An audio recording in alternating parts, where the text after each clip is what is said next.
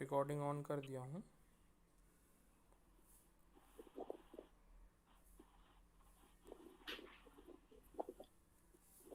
हाँ, प्रश्न तो प्रारंभ हो। हाँ भाई विशाल बोलो।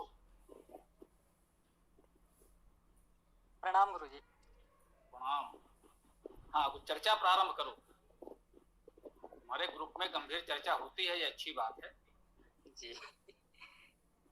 ये आज के साथ हो गया ग्रुप में भी कि ऐसी चीजें भी होती हैं।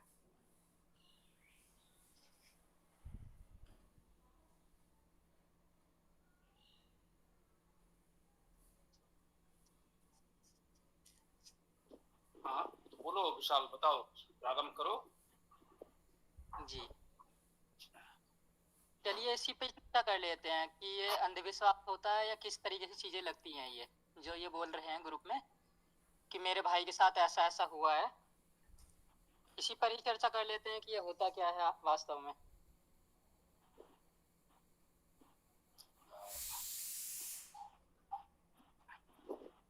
हाँ, ये विशाल जी जो कह रहे हैं, तो किसी ने ऐसा कहा है, किसी व्यक्ति के कुछ मानसिक अवस्था में विशेष परिवर्तन है और उनको ऐसा लगता है कि किसी ने कोई तंत्र मंत्र टुना टोटका कर दिया है। तो उसमें क्या होना चाहिए? विशाल जी ये कहना चाह रहे हैं कि क्या ऐसा कुछ हो सकता है, संभव है? तो बताइए आप लोग। देखिए इसमें दो विधाएं। हाँ, ईश पुत्र जी कुछ कहना है? ये जो मानसिक रोग के बारे में जो कुछ भी होना चाहिए, ये सब अथर्ववेद कांड 6 सूक्त 111 में दिया हुआ है। तो वहाँ पे ये लिखा हुआ है कि यदि कोई मानसिक रोगी है तो जब भी उसको थोड़ा बहुत शांति प्राप्त हो तब वो ईश्वर का भजन करे, तो भजन करने से उसकी तबीयत जो है ठीक हो जाएगी। और ये अंधविश्वास जो है ये खुद एक प्रकार का मानसिक रोग है।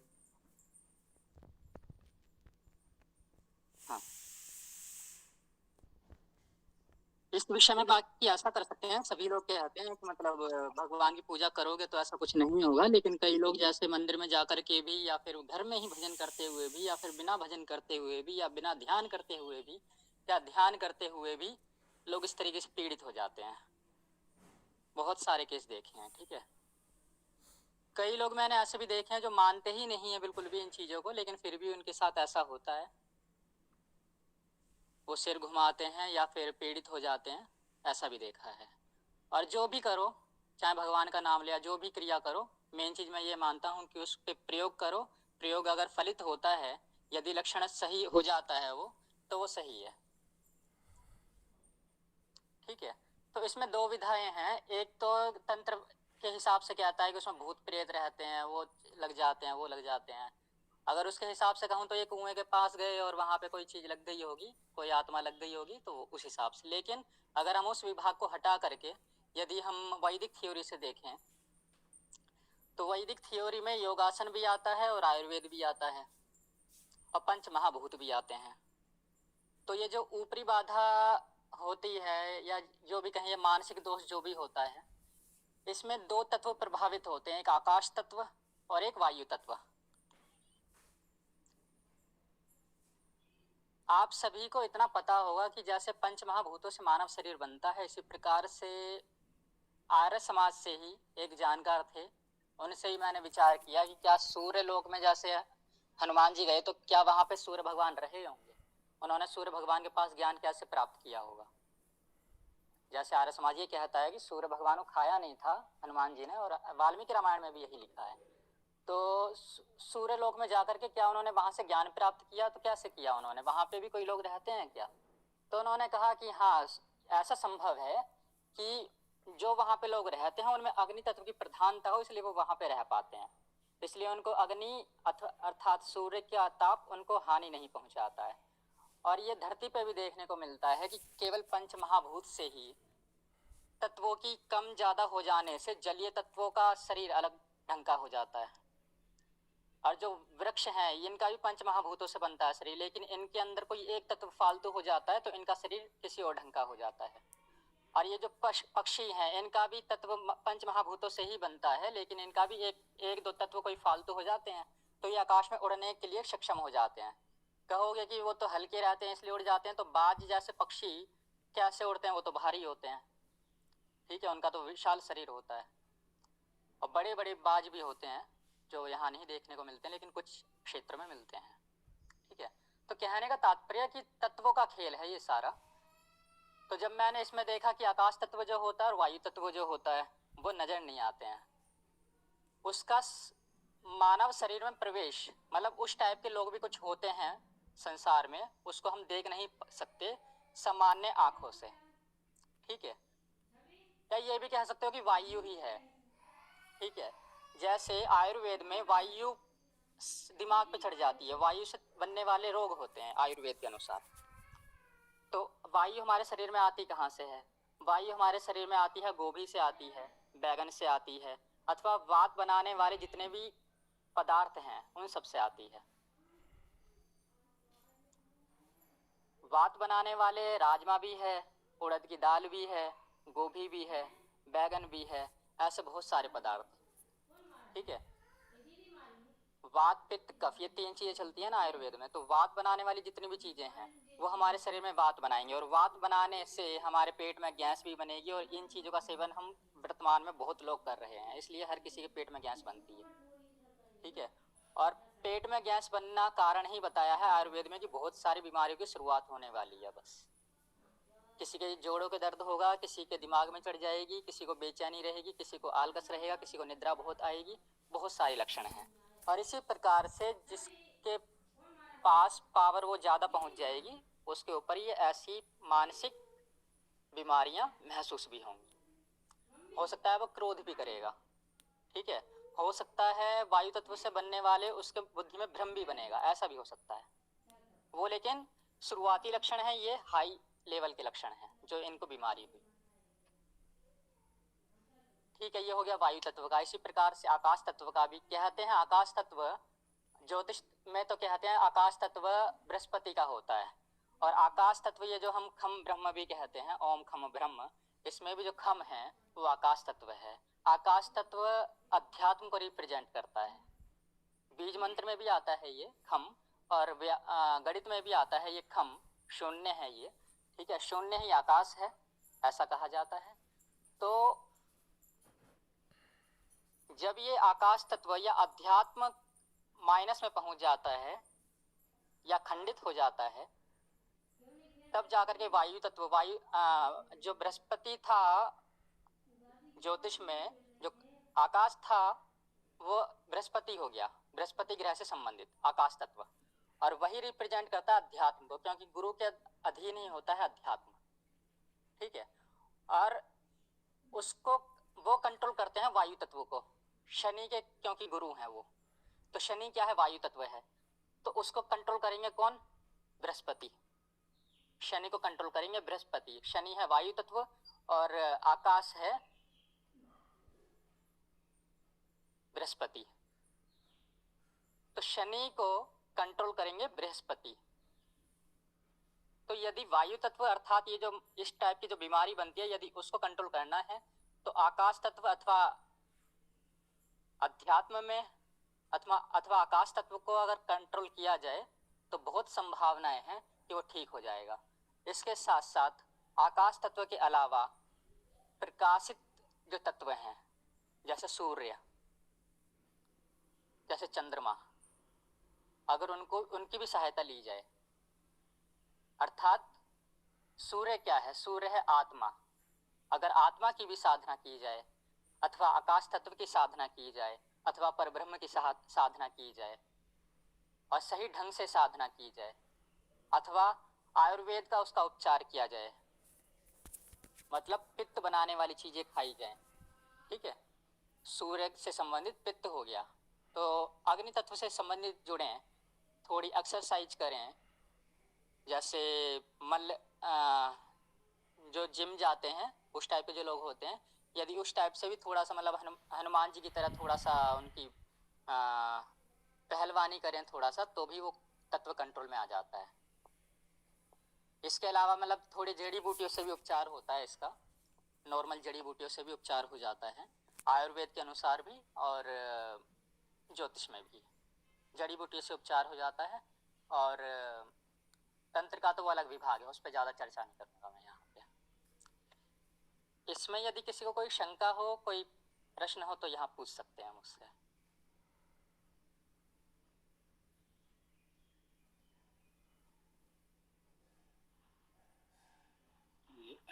विशाल जी ने अच्छी जानकारी दी, किसी को कुछ कहना हो तो बताएं।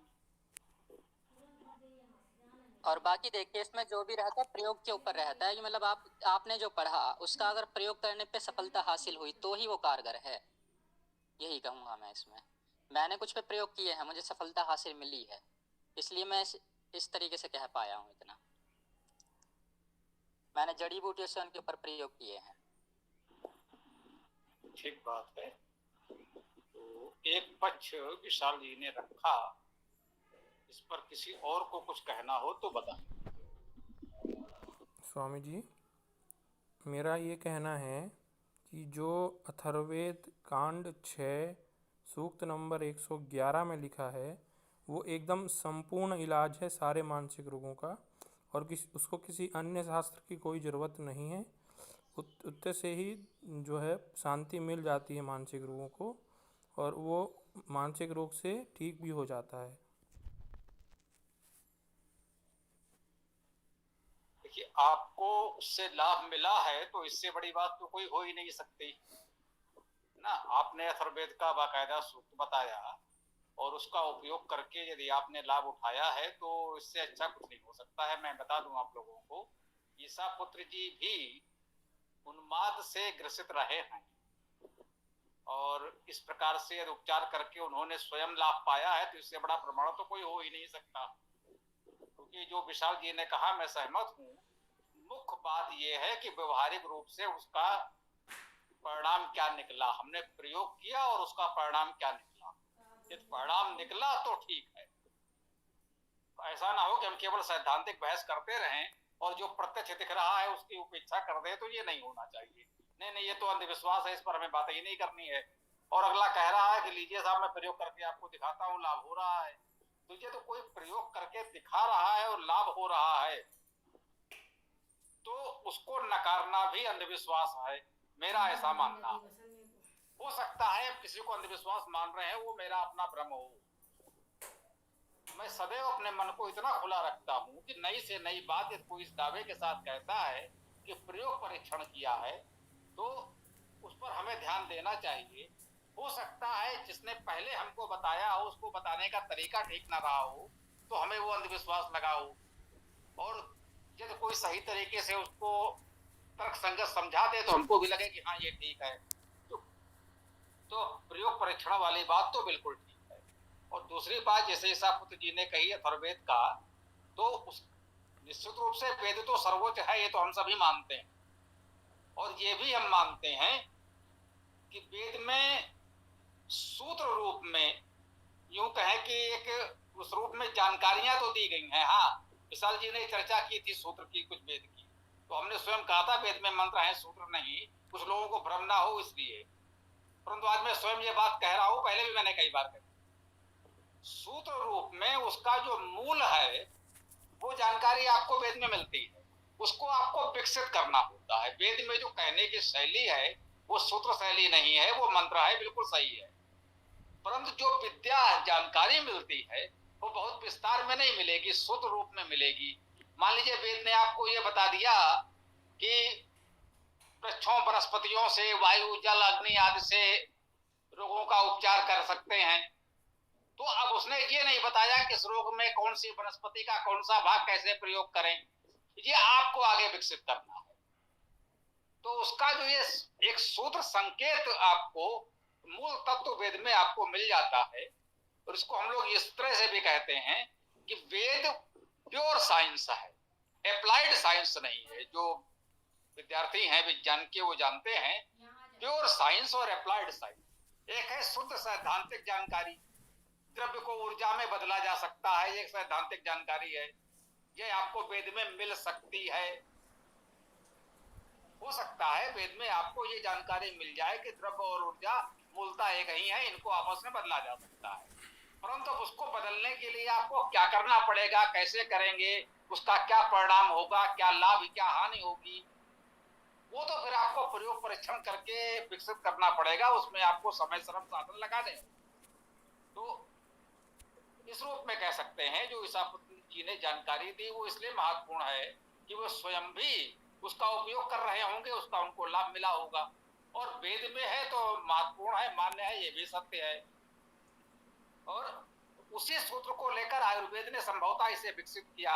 आयुर्वेद में प्रेत बाधा करके पूरा एक चैप्टर है, ये मान लीजिए एक प्रकरण है आयुर्वेद में, प्रेत बाधा। मतलब उसको शब्द उन्होंने कहा है प्रेत बाधा, उसको उन्होंने मनोरोग माना। और ये माना है कि इस मनोरोग का उपचार किया जा सकता है जैसे अन्य रोगों का उपचार किया जा सकता है। उसमें जड़ी बूटी आदि जो भी विविध प्रयोग संभव हैं, उसमें कुछ मानसिक उपाय भी बताए जाएंगे, कुछ जड़ी बूटियां दी जाएंगी, कुछ और प्रयोग किए जाएंगे। वो तो आयुर्वेद के जानकार विशेष रूप से बता सकते हैं, वो मेरा विषय नहीं। तो हम सिद्धांत रूप में इतना ही आपको बता सकते हैं, क्योंकि मेरा विषय वेद है, इसलिए हम सूत्र रूप में ही बता सकते हैं कि जैसे आयुर्वेद जिन्होंने अथर्ववेद में वो देखा, या वेद में अन्य स्थलों पर भी ऐसे प्रकरण आए होंगे, और इन सब के आधार पर आयुर्वेद के आचार्यों ने प्रेत बाधा करके पूरा एक विषय विकसित कर दिया।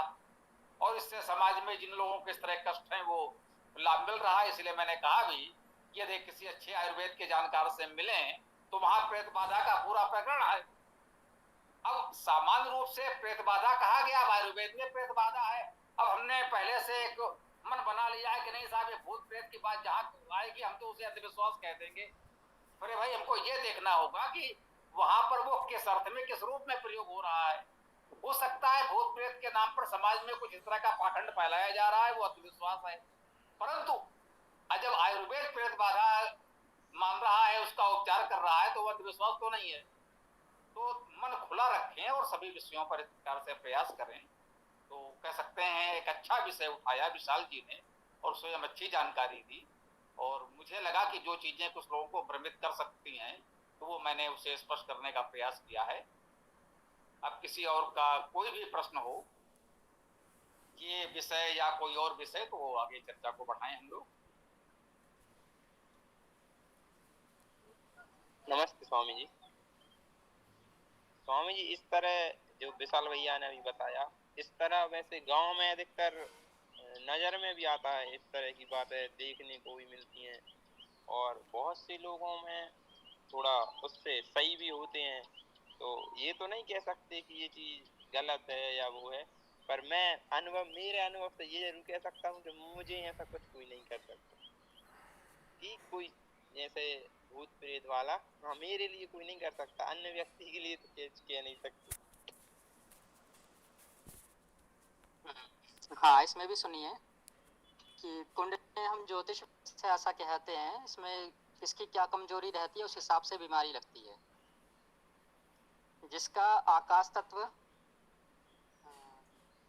एक मिनट,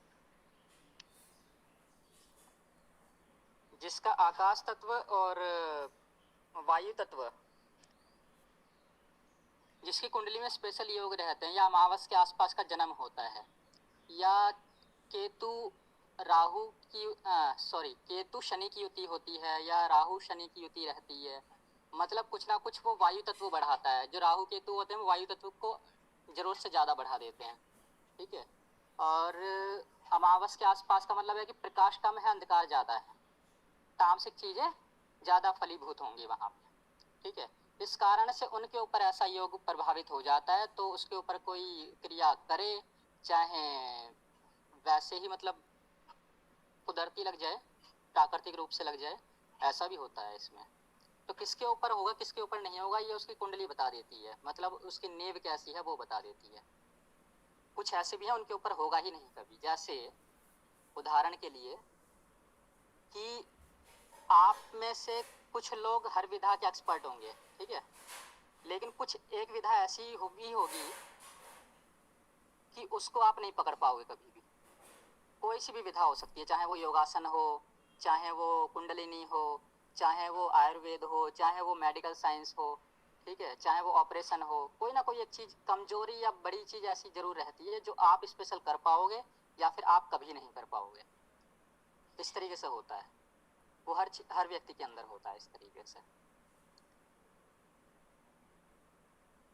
तो किसके ऊपर होगा किसके ऊपर नहीं होगा इसके विषय में कुंडली ही बता देती है। और ये जो भूत प्रेत वाली भी अब धारणा है कि पता चला ऐसा बिगड़ा हुआ शरीर होगा उनका, ये सारा अंधविश्वास है कि उसके नाक नहीं होगी, उसकी एक आंख नहीं होगी, या उसका मुंह टेढ़ा होगा, ये सब अंधविश्वास है। भूत प्रेत के मामले में ये सारा अंधविश्वास है उसमें, है ना। या किसी को कोई चीज़ नज़र आती है कि जैसे आपने बताया अभी सीताराम जी, गांव में जैसे कि गांव में नज़र आता है कि ऐसा हो रहा है वैसा हो रहा है, वो सारा मति भ्रम होता है, उस तरीके का कुछ नहीं होता है। लेकिन किसी किसी को ऐसा नज़र भी आता है, खुलेआम नज़र आता है, ऐसे भी मैंने केस देखे हैं। ये जो आपने गांव में बताया ये तो होता है अंधकार में, कि हाँ मतलब मैं जा रहा था दूर मुझे ऐसा कोई नज़र आया, ठीक है। तो कुछ चीज़ें ये बनाई हुई भी रहती हैं, कुछ चीज़ें मति भ्रम भी रहता है, कुछ अंधविश्वास भी रहता है। लेकिन कुछ केस ऐसे भी आप देखोगे कि वो कहते हैं कि मेरे बराबर में आकर के बैठा और मुझसे बात करी, और खुले शहर में भी ऐसा मैंने देखा है कि हाँ मेरे साथ कोई चीज़ आई हुई है, वो मुझसे बात कर रही है। तो वो हर किसी की कुंडली में नहीं होता, या हर किसी के कुंडली क्या कहूँ, मैं कहूँगा कि तत्व रहते हैं वो उनको कर पाता है। जैसे पक्षी का मैंने बताया ना कि उनके अंदर कोई एक तत्व स्पेशल हो जाता है तो वो उड़ने लगते हैं। इसी प्रकार से उन व्यक्तियों के अंदर भी एक तत्व ऐसा हो जाता है कि जो उनका सबकॉन्शियस माइंड को एक्टिवेट कर देता है, या फिर थर्ड आई मतलब उसके आज्ञा चक्र को एक्टिवेट कर देता है, या उसे बुद्धि को किसी बुद्धि में भी देखो कई सारे पक्ष हैं, इसमें उस पक्ष को एक्टिवेट कर देता है तो उसको ऐसा लगता है कि अदृश्य व्यक्ति भी मुझे नजर आ रहे हैं, उसमें इस तरीके से होता है। ये सारा साइंटिफिक है, साइंटिफिक ढंग से इसकी व्याख्या कर सकते हो, और जो अंधविश्वास है उसको हटा भी सकते हो। गुरुजी ने ही बताया कि प्रेत विद्या करके भी आयुर्वेद में वो है सही है, मैंने पढ़ा था। और भूत विद्या नाम से भी है, और उसमें कौन सी तिथि को किस टाइप की बीमारी होती है वो सब भी उसमें लिखा हुआ है, उसके उपचार भी लिखे हुए हैं आयुर्वेद में भी और कुंडली ज्योतिष में भी। हाँ, अधिकतर मानसिक संतुलन से संबंधित अगर देखने को केस मिलते हैं तो वो पूर्णिमा की समथिंग मिलती हैं, या अमावस्या की 1-2 दिन पहले या बाद में देखने को मिलती हैं। और हाँ, इस तरह की बहुत सी जानकारी है, मतलब इस तरह के बहुत से केस और पास में बहुत ही अधिक देखने को मिलते हैं यहाँ पर। ये भी कहा जाता है कि जो ये जो पागल खाने जितने भी हैं ना, कभी जाकर देखना या किसी से सुनना, जाना मत, सुनना कि वहाँ पे अमावस और पूर्णिमा के दिन ही वो ज़्यादा उधम मचाते हैं, ठीक है। अमावस का मतलब है जरूर मतलब कि उसकी कुंडली में या फिर उसकी जो नींव है, उसका जो शरीर है, उससे ज़्यादा उछाल आना पानी का, जल तत्व का। जल तत्व क्या है? मन का कारक है वो, ठीक है। चंद्रमा मन का कारक है, ये वेद भी कहता है, ठीक है। तो पूर्णिमा को क्या होता है? जरूरत से ज़्यादा उसमें उछाल आना, और अमावस को क्या होता है? जरूरत से ज़्यादा उसमें डाउन हो जाना। और ये भी कहा गया है कि जितने भी साधक होते हैं, महात्मा बुद्ध जी हों या कितने भी जो कुंडलिनी पे काम करते हैं या ध्यान पे काम करते हैं, कई लोगों को पूर्णिमा के दिन ही उनको साधना सफल होती है, उनको ऐसा भी कहा गया है। प्रयोग करो, बाकी प्रयोग कीजिए और रिसर्च कीजिए इन चीज़ों पे कि किस तिथि को उनको कैवल्य प्राप्त हुआ, किस तिथि को उनको ज्ञान प्राप्त हुआ। इन सब चीज़ों पे रिसर्च कीजिए, सब चीज़ें सामने आने लगेंगी इसमें। हाँ जी, कोई कुछ कह रहा है क्या? स्वामी जी, ये जो बात आई भूत प्रेत गंधर्व राक्षस, तो ये जहाँ तक मैंने पढ़ा है आयुर्वेद में, इसका जो है दिमाग में एक प्रकार की छाया बन जाती है, ऐसा मैंने पढ़ा था आयुर्वेद में। कि किसी से मतलब वैर होता है, जब कोई संत महात्मा जब श्राप देते हैं तो उसकी जो है ना दिमाग में एक प्रकार की छाया बन जाती है, मतलब वही उसको याद आने लगता है। तो इसको कहते हैं कि छाया बन गई उसकी। उसको वो चढ़ गया, भूत चढ़ गया, ऐसा मैंने कहीं आयुर्वेद में पढ़ा है। तो उसमें ये भी लिखा है कि उसका कारण जो है गंधर्व, राक्षस, भूत, मतलब ये जो हैं वो नहीं होते। उसका कारण जो है जीव का कर्म ही होता है। जीव के कर्मों के फलस्वरूप जो है वो ये सब होता है। ये आयुर्वेद में मैंने पढ़ा है। ठीक बात है, आपने सही बताया। मैं थोड़ा सा संदर्भ देना चाहता हूँ। आपने बहुत अच्छी बात बताई। अभी इन्होंने कहा था चंद्रमा मनसो जाता, ये पुरुष सूक्त है ऋग्वेद में भी, यजुर्वेद का 31वां अध्याय भी। मैं इसकी व्याख्या कर रहा था, मैंने उल्लेख किया है बाद में भी, आज पुनः मुझे लगा कि मैं आपको उल्लेख करूं। इस मंत्र की व्याख्या जब हमने की, उसमें था चंद्रमा मन सो जाता, चंद्रमा मन से उत्पन्न हुआ है। तो पूरा मंत्र हमने व्याख्या कर दी, जो भी था ठीक से हो गया। तो उस समय हमारे साथ जो मुझे प्रत्यक्ष था, ऑनलाइन नहीं, लोग बैठे हुए थे, तो एक एलोपैथी के प्रमुख चिकित्सक थे। उन्होंने ये प्रश्न उठाया, मेरे से कहा कि भाई चंद्रमा को मन से क्यों जोड़ा गया? भाई वेद में कहा गया तो मैंने तो बता दिया जितना वेद में है। आप जानते हैं मैं कैसे व्याख्या करता हूँ, मैं तो केवल शब्दशः धातु अर्थ बता सकता हूँ कि चंद्रमा का शाब्दिक अर्थ क्या है, धातु अर्थ क्या है, मन का शाब्दिक अर्थ धातु अर्थ क्या है, मैं तो यही बता सकता हूँ, यही बताता हूँ। तो मैंने बताया, तो उसमें ये पद भी आया, चंद्रमा मन सो जाता, और भी बातें थी जो भी थी, वो सूक्त चल रहा था। तो एक एलोपैथी के बहुत प्रमुख चिकित्सक थे, उन्होंने ये कहा कि भाई चंद्रमा को मन से क्यों जोड़ा गया? तो मैंने कहा भाई मैं तो इस विषय में अधिक नहीं बता सकता, वो मेरा विषय नहीं है। हम तो केवल उसका अर्थ बता सकते हैं जितना इस वेद मंत्र में है, मैं केवल उतना बता सकता हूँ।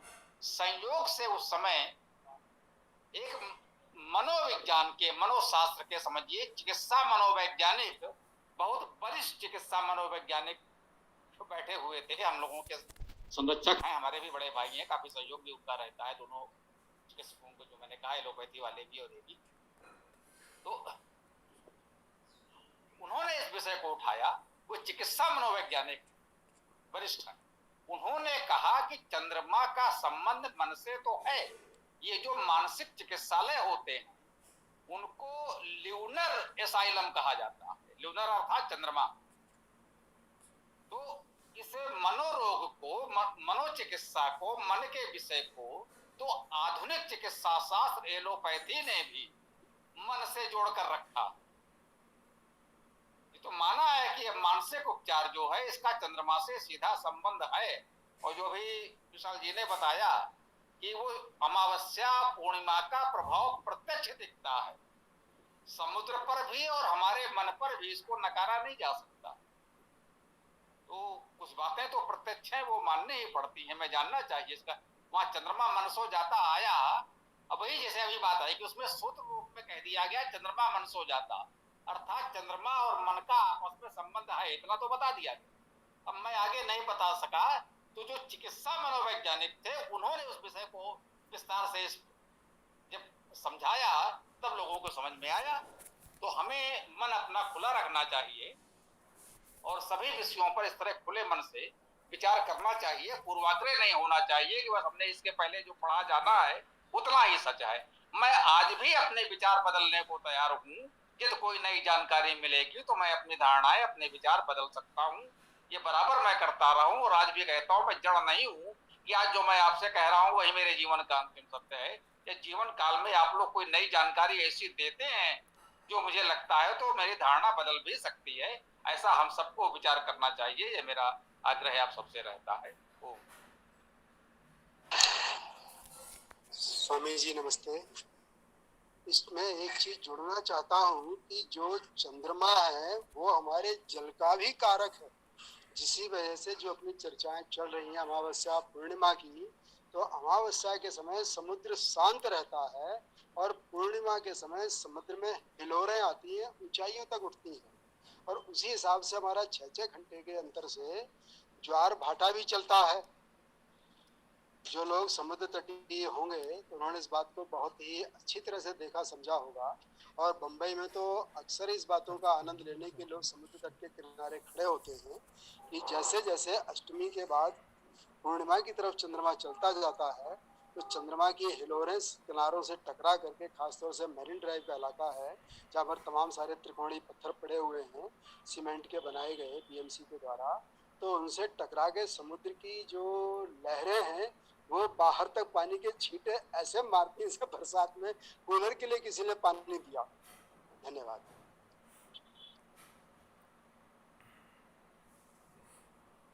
स्वामी जी, मानसिक रोग के बारे में एलोपैथी के डॉक्टरों में ये बात स्पष्ट है कि एलोपैथी के डॉक्टर कहते हैं कि ये जो रोग है, मानसिक रोग, ये भगवान ठीक करते हैं।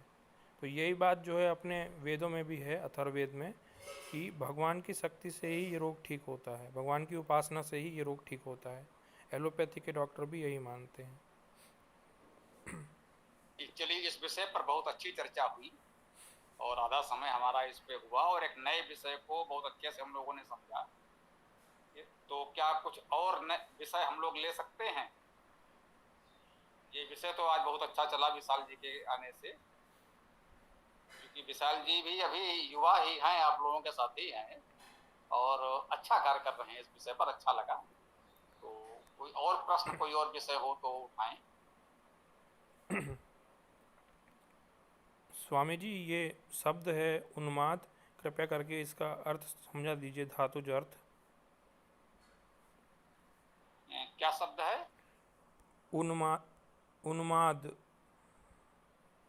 उन्माद। जी जी स्वामी जी। अगर इसको हम देखना चाहें तो ये उन जो है ना, ये वास्तव में उत उपसर्ग हो सकता और मद धातु होगी। मद धातु का अर्थ आनंद होना, हर्ष होना आदि पढ़े हैं।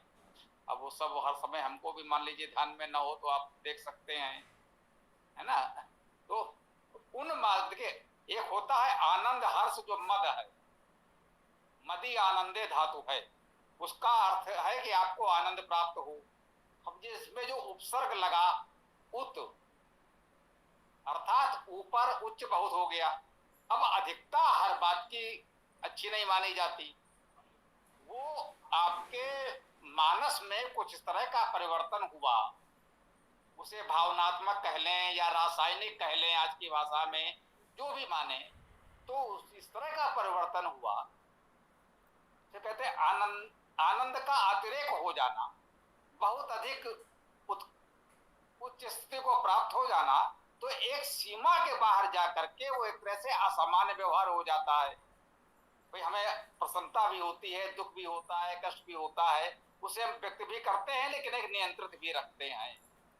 उसका अतिरेक इतना अधिक हो गया कि वो हमारे नियंत्रण से परे हो गया, तब वो एक प्रकार से रोग की स्थिति में प्रतीत होने लगता है। मेरे विचार से इसको इतना ही समझा जा सकता है। और सही है स्वामी जी। कुछ और विषय हो तो उठाएं। सही सही बोला स्वामी जी, धन्यवाद। तो और भी कोई प्रश्न हो किसी का किसी विषय में तो हम लोग कर सकते हैं। स्वामी जी, ये प्रेतबाधा और ये मनोवैज्ञानिक किस ग्रंथ में इससे संबंधित जानकारी मिलेगी? देखिए, चर्चा तो हो गई। ईसा पुत्र जी ने अथर्ववेद का आपको कांड सूक्त बता दिया और अभी हमने आपको बताया कि आयुर्वेद में इसका पूरा प्रकरण है। विशाल जी ज्योतिष के दृष्टि से समझा रहे हैं, तो क्या शेष रहा? सब कुछ तो सामने आ गया। वेद में, आयुर्वेद में और ज्योतिष में, तीनों प्रकरण आपके सामने आ गए। आप जहां से चाहें उसका बल्कि योगासन में भी, योग में भी, क्योंकि उसमें तत्वों का वर्णन आता है तो उससे जोड़ करके देख सकते हैं। आयुर्वेद, योग, ज्योतिष और वेद, इन चार चीजों से जोड़ करके देख सकते हैं। ठीक बात है, आपके प्रश्न का उत्तर तो हो गया। चार विधाओं में इसका वर्णन है, उल्लेख है, आप वहां से ले सकते हैं। ठीक, और कोई प्रश्न हो तो बताएं। स्वामी जी, जितेंद्रिय किसको कहेंगे? जितेंद्रिय उसी को कह सकते हैं जिसका अपने इंद्रियों पर इच्छा अनुसार नियंत्रण हो, मतलब वो इंद्रियों के वशीभूत न हो, इंद्रियां उसके वशीभूत हों। हमें जब उचित लगेगा सोच विचार कर अपने मन से, विवेक से, उस समय हम उसका उपयोग करेंगे। ये नहीं कि मन हमारा, इंद्रिय अपनी इच्छा से भागे, नहीं समय हमें ये करना ही है। हम जान रहे हैं कि समय ऐसा करना हमारे हित में नहीं है, फिर भी इंद्रियों पर हमारा नियंत्रण नहीं है, वैसा हम कर रहे हैं। तो ये हुआ कि इंद्रियों पर हमारा नियंत्रण नहीं है, हम जितेंद्रिय नहीं है। और यदि हम विचार करके देखते हैं कि हाँ इस समय ये किया जा सकता है, कोई हानि नहीं है, हमें उसका सुख आनंद मिलेगा, तो सोच विचार करके हम कर रहे हैं, मतलब हम अपनी इच्छा से, अपने विचार से, अपने नियंत्रण से कर रहे हैं, तो जितेंद्रिय हो गए, इंद्रियों पर हमारा नियंत्रण हो गया। ठीक है, तो हमें देखना है, क्या सुनना है, कब क्या करना है, ये हम सोच विचार कर विवेक से तय करेंगे, न कि हमारा मन अपने आप भागे। ठीक है जी स्वामी जी। इसमें एक चीज और जोड़ता हूँ कि जैसे एक तो शब्द आपने पूछा जितेंद्रिय, इसके साथ ही एक शब्द और इस्तेमाल होता है इंद्रिय लोलुप, जो इंद्रियों का लालची है, इंद्रियों के वशीभूत, जैसे स्वामी जी ने बताया। जैसे मान लीजिए हम लोग आजकल शादी विवाह का सीजन चल रहा है, सभी लोग जाते हैं, रात्रि में दही खाना वर्जित है, लेकिन फिर भी हम जो है रात जहाँ जाते हैं शादी पार्टी विवाह आदि के उसमें मंडप कक्ष में, तो उस भोजन कक्ष में वहाँ पर दही बड़े के ऊपर टूट पड़ते हैं, जो निषिद्ध है। उसका परिणाम ये होता है कि हमको दूसरे अलग जो है उदर विकार की समस्या कुछ दिन भोगना पड़ती है। और अगर देखें तो उसी तरह से मैदे के बने हुए आजकल चल पड़े हैं, जिसमें तमाम सारे नाम आते हैं, अपन नाम ले सकते हैं उसको, जो सेवियां वाला बनाते हैं ना, उसको वो ले लेते हैं। दूसरा एक और होता पास्ता होता है। तो इनका हमें उपयोग नहीं करना चाहिए, मैदे से बनी वस्तुओं का।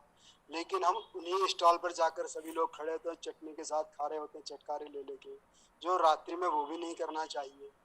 उसी तरह से हमको जो है चाय से वर्जित रहना चाहिए, तुम जाकर चाय और कॉफी का भी सेवन कर रहे होते हैं। तो ये हमारी इंद्रिय लोलुपता है। तो स्वामी जी ने कहा कि जो जितेंद्रिय व्यक्ति होगा वो उस समय इनका उपयोग नहीं करेगा। अब उसको दही बड़ा खाना है तो दही बड़े में से दही को निकालवा देगा, चटनी से उपयोग कर लेगा उसका, वो भी बात पूरी हो गई, और दही को हटा करके उसने जितेंद्रियता का भी परिचय दे दिया। तो इस बातों का हमें भी ध्यान रखना। धन्यवाद। ठीक है, और कोई प्रश्न किसी का हो तो भी चर्चा कर सकते हैं, बोलें। स्वामी जी, ये जितेंद्रियता का बात आई है तो मैं ये मानता हूँ कि कुछ चीज़ें जो हैं वेदों में अलाउ की गई हैं, अर्थात ऐसा आप कर सकते हैं, जैसे कि हम गाड़ी चला सकते हैं, भोजन कर सकते हैं, जो नमकम चमकम करके एक मंत्रों की श्रृंखला है, तो उसमें बताया गया है कि क्या क्या खा सकते हैं, क्या क्या नहीं खा सकते। तो इसको खाने में तो कोई वो नहीं होना चाहिए कि भैया आप जितेंद्रिय नहीं हो। जैसे कि दाल चावल रोटी सब्जी खाने का वर्णन मैंने यजुर्वेद में देखा, तो दाल चावल रोटी खाने से तो जितेंद्रियता प्रभावित नहीं हो सकेगी। जी हाँ, ये थोड़ा सा आप उसको समझ नहीं पाए संभवतः। आज से ही इन्होंने कहा कि आपकी क्या अवस्था है और समय क्या है। जैसे मान लीजिए आयुर्वेद में निषेध है कि रात्रि काल में हमें ये भोजन नहीं करना है, या ऋतु के अनुसार ये भोजन हमारे लिए उपयोगी है या नहीं है ना। तो कौन सी ऋतु चल रही है, बसंत ऋतु में क्या खाना है क्या नहीं खाना है, ग्रीष्म ऋतु में हमें क्या खाना है क्या नहीं खाना है, तो ये जानकारी तो आयुर्वेद से मिलेगी। यदि हम उस बात को जानते हुए भी हम जानते हैं कि ये हमारे लिए हानिकारक है, लेकिन स्वाद के वशीभूत होकर हम खा रहे हैं, तो ये हो गया इंद्रिय लोलुपता या इंद्रिय पर हमारा नियंत्रण ना होना। अब किसी को जानकारी ही नहीं है, वो सहज भाव से खा ले रहा है, तो हानिकारक उसके लिए भी है। लेकिन इसे इंद्रिय लोलुपता या जितेंद्रिय होने से कोई संबंध नहीं होगा। उसे जानकारी नहीं है तो गैर जानकारी में वो कर रहा है, जानकारी ना होने से कर रहा है। जानकारी होते हुए कि ये उचित नहीं है फिर भी कर रहा है, क्योंकि वो स्वाद पर नियंत्रण नहीं कर पा रहा है। तो ये बात होगी जितेंद्रिय ना होना। इस चीज को थोड़ा सा हमें यूं समझना चाहिए कि हम जानते हैं कि ये उचित नहीं है, फिर भी हम उस पर नियंत्रण नहीं कर पा रहे हैं। ठीक है, वो जो होगा देखा जाएगा, फिलहाल तो मिल रहा है, आनंद दो। केवल स्वाद का आनंद लेने के लिए आप कर रहे हैं, जानते हुए भी इससे आपको हानि होनी है। तो ये कह सकते हैं विवेकपूर्ण नहीं होता। उसको अलग अलग शब्दों में कहा जितेंद्रिय होना, एक शब्द में कह लें कि विवेकपूर्ण नहीं है, उसमें जितेंद्रिय ऐसे अनेक आध्यात्मिक शब्द समाहित हो जाए। जो आपके लिए उचित है, लाभदायक है, वो करें। जो अनुचित है, लाभदायक नहीं है, हानिकारक है, वो ना करें। मुख्य बात तो यही है। उसको शब्द आप जितेंद्रिय या कुछ भी और भी दे सकते हैं। सहज भाव से जो हमारे लिए उचित है वो तो हम करेंगे ही करेंगे। किस समय क्या उचित है, हमारे शरीर के स्वास्थ्य की क्या स्थिति है।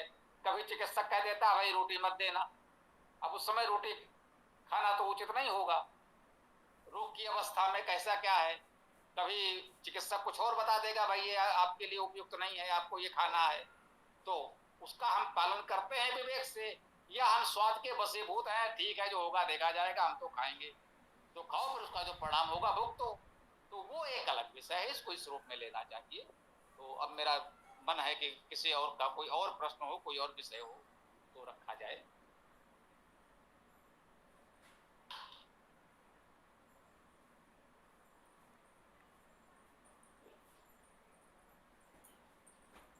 हाँ, शशांक जी हैं या और जो भी कुछ कहना चाहें।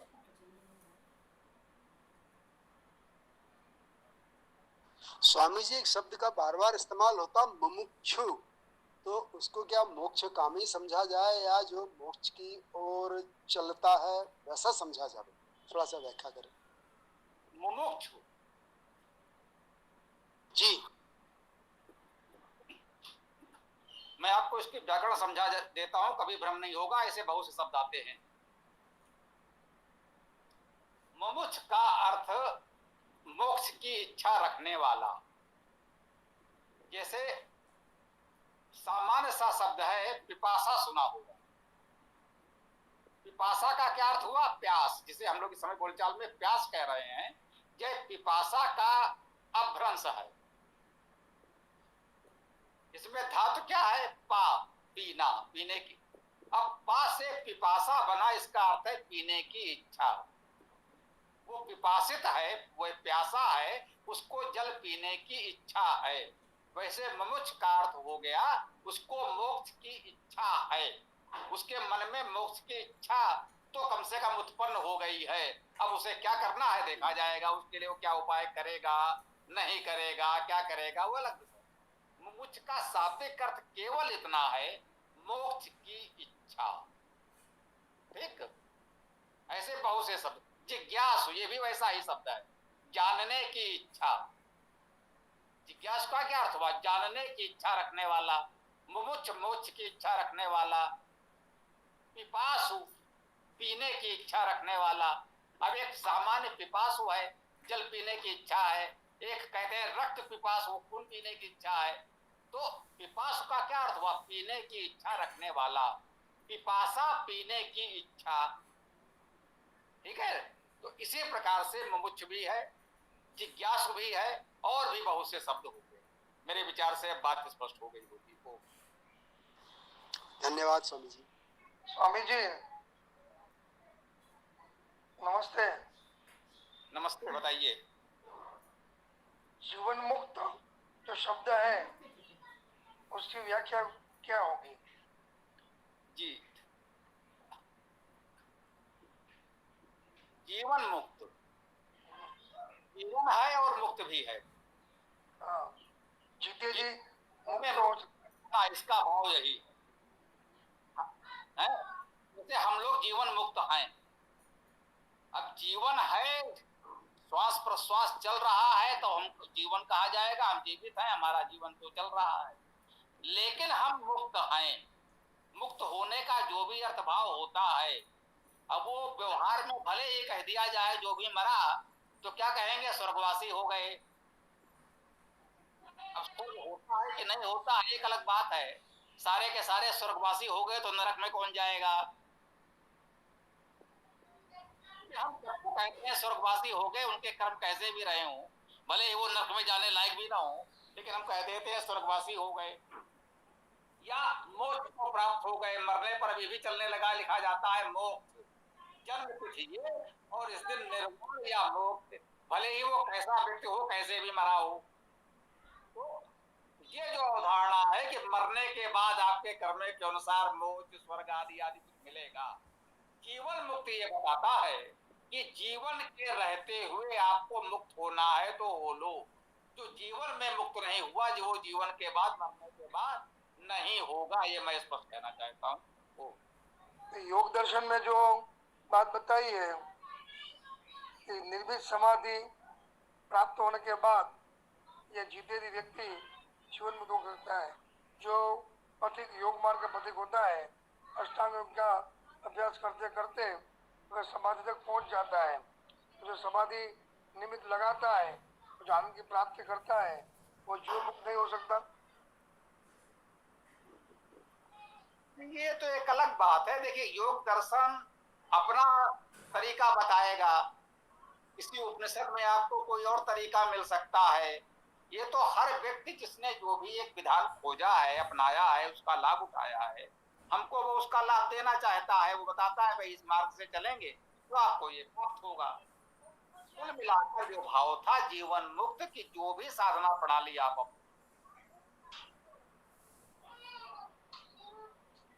तो जीवन काल में साधना करके आप मुक्त हो सकते हैं, मोक्ष को प्राप्त कर सकते हैं। जो कुछ भी प्राप्त होना है वो यही होना है, इसी जीवन में होना है। मैं मानता हूं कि मैं इन सब बातों से अब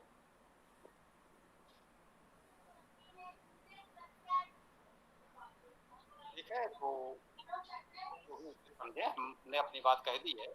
वो धन्यवाद।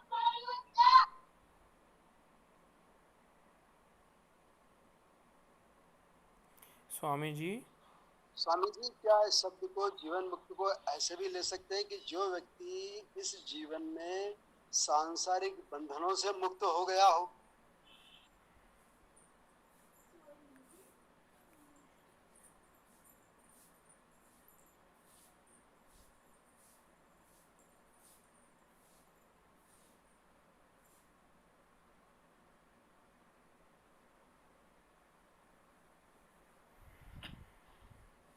सांसारिक बंधनों से मुक्त होने से क्या आशय है, ये थोड़ा स्पष्ट करना पड़ेगा। कुछ लोग मानते हैं कि हाँ भाई, हमने अपने परिवार को सेटल कर दिया, बच्चों का विवाह आदि हो गया और हम संसार के सारे कार्यों से निवृत्त हो गए, मुक्त हो गए। ये आप क्या कहना चाहते हैं? थोड़ा सांसारिक बंधनों से क्या आशय है, ये स्पष्ट कर। लगभग आप वहां पहुंच ही गए हैं। उसी तरह से जैसे हमारे नाते रिश्तेदार वाले, उनको जो दबाव होते हैं उनसे हम मुक्त हो गए। हमारे ऊपर सामाजिक दबाव होते हैं, कुछ हमारे ऊपर से ऋण होते हैं, उन सभी से हम मुक्त हो गए। क्या उसको उस तरह से लगता है हम जीते जी इन सब से मुक्त हो गए, ऐसा? स्वाभाविक है, इन सबसे हम जीते जी ही मुक्त हो सकते हैं। मरने के बाद तो मुक्त होने का कोई प्रश्न ही नहीं है, वो तो सब कुछ अपने आप ही मुक्त हो गया। तो इन सब से मुक्त होना है तो जीते जी ही होना है, जीवन काल में ही होना है, ये तो बिल्कुल स्पष्ट है। जीवन के बाद तो मुक्त होने ना होने का कोई प्रश्न बचता ही नहीं है ना। धन्यवाद स्वामी जी। जी, और किसी का कोई प्रश्न हो, कोई और विषय हो तो बताएं। शशांक जी।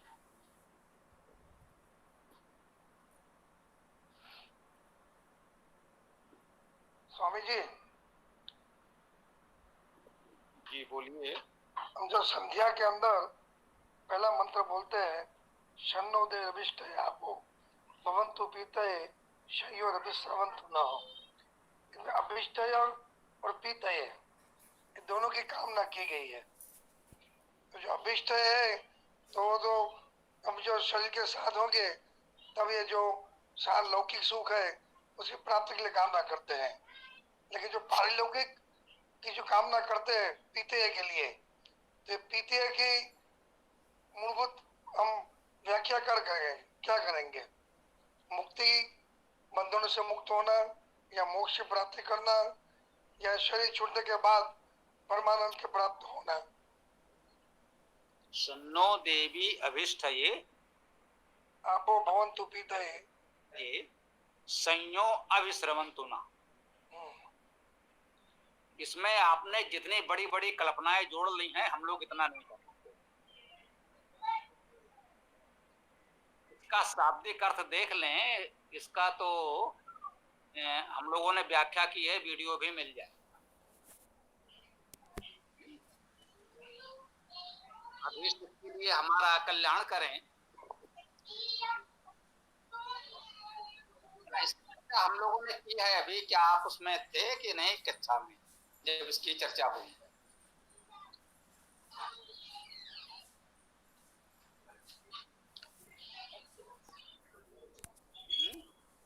मर्जिया ने जो भाष्य में व्याख्या की है,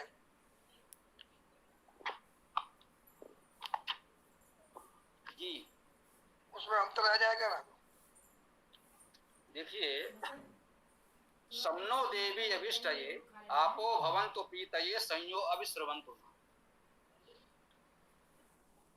काव्यानुवाद इतने में ही है, देवी अभीष्ट के लिए सुखद व्यापक हो पान हेतु हमको सब और सदा सुख ही बरसे, इतना सा अर्थ है। सभी ओर से सुख की वर्षा करे।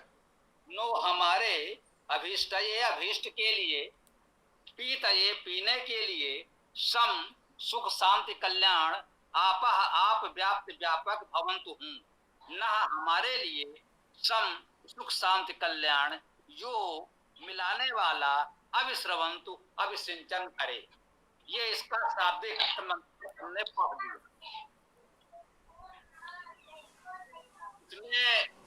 मरने से पहले, मरने के बाद स्वर्ग नरक ईश्वर परमात्मा कहीं तो आया ही नहीं।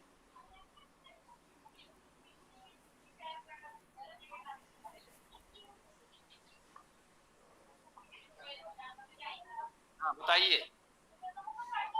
कई जगह पर व्याख्याओं में मोक्षानंद की प्राप्ति ये शब्द बार बार आता है, इसका अर्थ क्या लेंगे?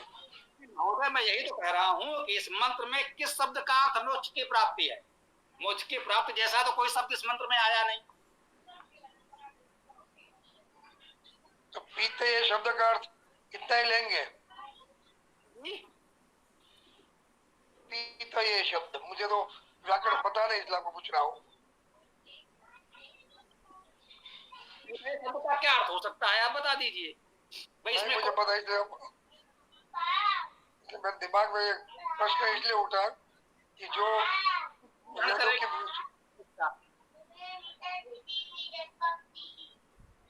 आपके पीछे भी बच्चे बोल रहे हैं।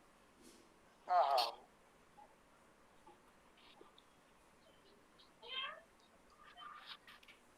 पीतये में हमने पीप धातु मानी है पीने के लिए।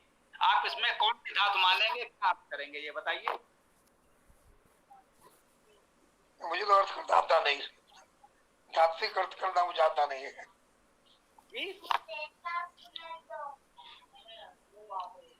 धातु पाठ मुझे आता नहीं है, इसे धातु का अर्थ मैं करने के बाद था शब्द का अर्थ तो वही करना पड़ेगा। मान लीजिए शब्दों का जो अर्थ है धातु अर्थ ही ग्रहण किया जाता है, ये सभी विद्वानों ने कहा है। तो मार दयानंद जी ने इस पर विशेष बल दिया है कि भटको नहीं, वेद के शब्द यौगिक हैं, उनका धातु अर्थ ही स्वीकार्य है। तो करना तो धातु अर्थ ही पड़ेगा, शेष तो केवल कल्पनाएं हैं। अपनी मर्जी से कोई कुछ भी व्याख्या कर दे। लोग एक मंत्र पढ़ते हैं, उस मंत्र के अलावा जाने क्या क्या भूल जाते हैं। मंत्र में क्या कहा गया है उसकी चर्चा नहीं करेंगे, उसके अलावा वो कई घंटे भाषण दे सकते हैं। हम लोग वो अर्थ नहीं करते, जो शब्दशः अर्थ है उसी की बात करनी है मुख्य रूप से हमको। केवल उनकी कल्पना है, उन्हें करने दीजिए। कल्पनाओं पर बात नहीं करते, मंत्र पर बात करते।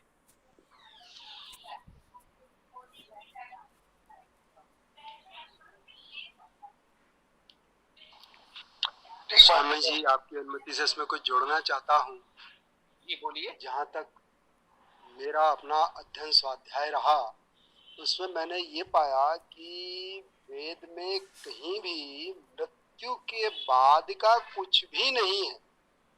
जो भी है, जैसे भी अपन ने जीवन मुक्त शब्द के बारे में चर्चा की, तो जो कुछ भी वेद के अंदर दिया गया है, वर्णन है, परमात्मा की स्थितियां हैं, परमात्मा से हमने इच्छाएं की हैं, कामनाएं की हैं, अपने दुख भी बताए हैं, परमात्मा से मांगा भी है, वो सब जीते जी मांगा है ताकि हम इस जीवन में सुखी रहें। इसलिए ऐसा कोई भी कहीं से भी शब्द वहां आता ही नहीं है जो मृत्यु के बाद की तरफ जाता।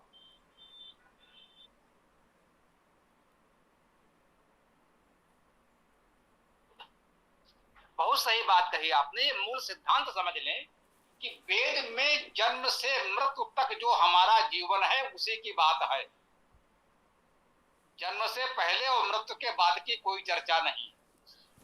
यूं कह ले, वेद मृत्यु के बाद के किसी बात को मानता ही नहीं, शेष कल्पनाएं बाद में लोगों ने कर ली। ये सारी कल्पनाएं अवैधिक हैं, ऐसा मानना चाहिए।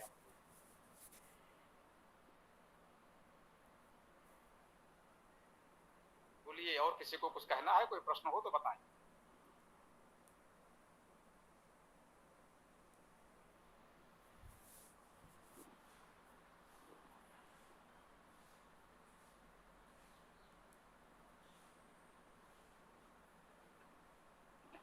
जी, तो किसी का कोई प्रश्न हो तो बताएं, अन्यथा समय हो रहा है, समापन की ओर बढ़ सकते हैं।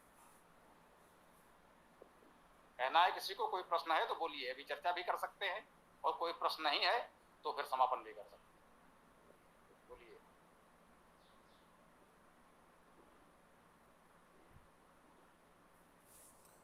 स्वामी जी, जैसे किसी राक्षस ने, जिसको मतलब हम आपके राक्षस कहते हैं, किसी उसने कोई अपराध किया, उसके कारण जो है पूरे समाज में मतलब वो उनके मन मानसिक रूप से वो बहुत प्रभावित हो गए। उसके पाप कर्म के कारण समाज पूरा उनको बहुत बुरा लगा। तो वो पाप कर्म क्या उसी अकेले को जाएगा या फिर समाज को भी जाएगा? क्योंकि समाज वालों के मन में भी पाप कर्म जैसा विचार आया। प्लीज़ समझा दीजिए। भाई, जो आप कर्म करेंगे उसका फल आपको मिलेगा। आप जिस बारे में चिंतन करते रहेंगे आपके मन में वो आ जाएगा, वो फल आपको तत्काल मिल गया। जो आप कर्म करेंगे उसका फल आपको मिलेगा। आप आग को छुएंगे तो आप जलेंगे। आप अनावश्यक बातों पर बहुत सोचते रहेंगे तो वो मानसिक विकार आपको होगा। ये प्रत्यक्ष फल आपको प्राप्त होगा। ऐसा नहीं है कि उनका कोई हिसाब किताब लिखता रहेगा और कभी वो कहेगा आज आपको, आपने ये कर्म कब किया था, उसकी आज आपको ये दंड दिया जा रहा है। ऐसा कुछ नहीं होगा। ये व्यवस्था बनी हुई है, इसको वेद में ऋत कहा गया है। जो कुछ आप करते हैं स्वाभाविक रूप से उसका फल आपको प्राप्त होता रहता है।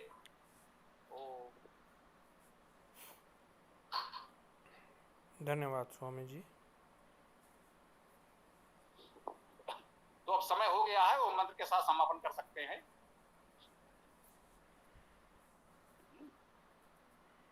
बोलिए जी, साथ में सीताराम जी प्रारंभ करें। ओम यो असो आदित्य पुरुषः सो असो अहम् ओम खम ब्रह्म ओम खम ब्रह्म। नमस्ते सभी साथियों को। ओम यो असौ आदित्ये पुरुषः सोऽसोऽहम् ओम खम ब्रह्म ओम खम ब्रह्म। सबको सादर नमस्ते।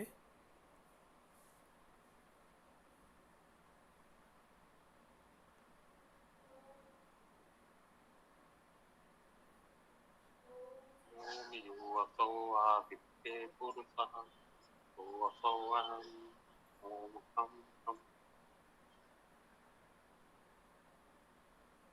हाँ भाई विशाल, ये ओम मंत्र बोल पाओगे? बोलो। नहीं गुरुजी, अभी नहीं बोल पाऊंगा। अच्छा, तो इसको इतना छोटा सा मंत्र तो आ ही जाए। तो चलिए हम आप लोगों को बता दें कि विशाल जी अभी विद्यार्थी हैं, वेदों में रुचि है, ज्योतिष पर भी कार्य कर रहे हैं और अपने सभी प्रमुख साथियों को बताना चाहते हैं कि ये आपके टीम में प्रमुखता से सम्मिलित हैं। सब लोग आपस में मिलजुल कर कार्य करें। जैसे हमने कहा, यहाँ गौरव जी कार्यालय का पुस्तकों का सारा कार्य देखते हैं, कक्षा का संचालन पुलकित जी करते हैं।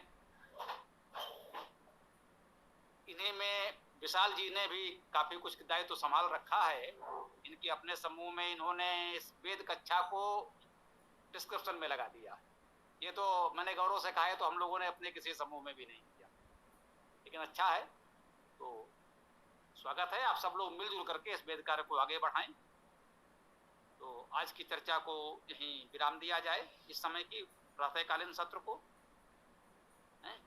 तो अब हम लोग सायंकालीन सत्र में 7:30 बजे सायंकाल पुनः मिलेंगे, इस वेद कक्षा में मंत्र की चर्चा करेंगे। तब तक के लिए ओम स्वस्ति कल्याणमस्तु, ओम नमस्ते, ओम खम ब्रह्म, ओम खम ब्रह्म, ओम खम। सर्वेभ्यो नमः। नमस्ते। सभी को नमस्ते, सभी सहयोगियों को नमस्ते। सभी को प्रणाम।